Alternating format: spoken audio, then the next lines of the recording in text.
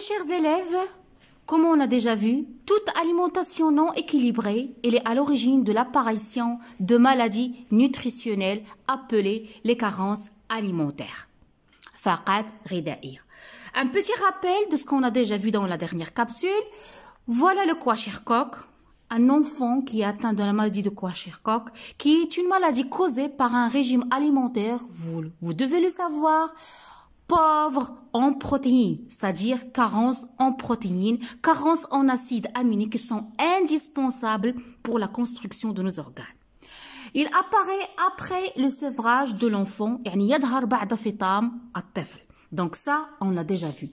On a parlé aussi du rachitisme. Comme vous voyez, da al-Kusah, c'est quoi le rachitisme? C'est un trouble de développement de la calcification du squelette. Ok? Dû à quoi? À une carence en vitamine D, c'est-à-dire manque de vitamine D et des ions de calcium.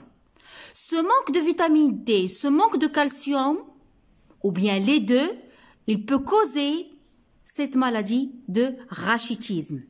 Donc, vous devez le savoir, pour éviter ça, il faut s'exposer au soleil parce que les rayons solaires, ils jouent un rôle très important dans la protection contre le rachitisme.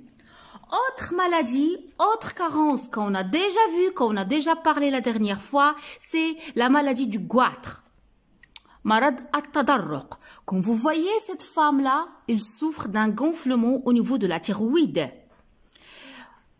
De quoi? Quelle est la cause? Le goitre, il est causé par un faible apport en iode, c'est-à-dire un manque de iode dans notre alimentation. Où peut-on trouver ces iodes-là pour éviter cette maladie, pour éviter cette carence? Donc l'iode se trouve dans les sardines, dans les fruits de mer et dans le sel de table. لذا يجب دائما أن نحرص على تناول الأغذية الغنية باليود مثل الأسماك، مثل فواكه البحر، مثل السردين، وأيضا استعمال ملح الطعام المزود باليود.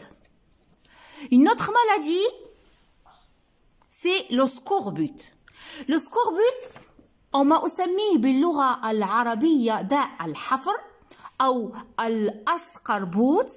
ينتج هذا المرض تلامذتي الأعزاء عن عوز في فيتامين C. يعني il est lié à une carence en vitamine C. Comme vous voyez, cela peut entraîner la chute des dents. يمكن أن يؤدي إلى تساقط الأسنان, la purulence des gencives et des saignements.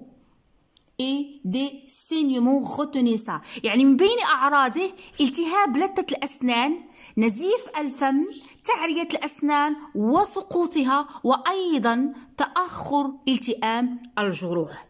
Comment l'éviter? Il faut manger tout ce qui est riche en vitamine C. Tout ce qui est riche en vitamine C. Il faut manger les fruits riches en vitamine C, comme vous le savez, les oranges, les tomates, etc., etc.